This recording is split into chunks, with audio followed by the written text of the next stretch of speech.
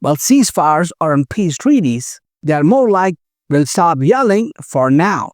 Netanyahu, for his part, has made it clear Israel doesn't want its adversaries using ceasefires to regroup, rearm, and return stronger. That concern isn't hypothetical. It's shaped by decades of regional conflict. But critics argue that constant military pressure without political solutions creates the exact cycle everyone says they want to avoid. And this is where Trump's stance becomes important. Despite private concerns from some U.S. aides about Netanyahu's commitment to the Gaza truce, Trump publicly aligns himself squarely with the Israeli leader. That alignment sends a message to allies and adversaries alike about where Washington stands if things escalate. Then there's Iran missile program. U.S. Senator Lindsey Graham, after visiting Israel, warned that Iran is producing long-range missiles in very high numbers. Israel worries these missiles could overwhelm its Iron Dome defense system. Trump's response when asked if the U.S. would back Israel strikes: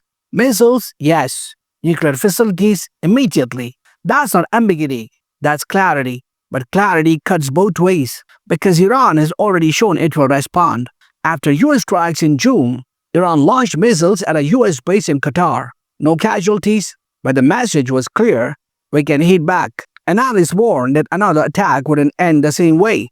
The next response, they say, would likely be harsher, broader, and harder to contain. Now here's a twist. Just weeks ago, the Trump administration released a national security strategy saying the U.S. wants to shift focus away from the Middle East and toward the Western Hemisphere. Less Middle East, more elsewhere. But warnings, threats, and red lines tell a different story. You can't pivot away from a region while also saying, if you move, we strike. That's not disengagement. That's conditional involvement with missiles. And this contradiction is what worries foreign policy experts, because every new threat increases the chance that someone misreads the moment and presses the button. So, where does this leave us? Trump's language is forceful, direct, and unmistakably his. Supporters see strength and deterrence. Critics see escalation and risk. Hamas is under pressure to disarm, something it has historically resisted. Iran is under warning not to rebuild, something it denies doing. Israel wants security guarantees. The U.S. wants leverage without another war. Everyone says they don't want escalation.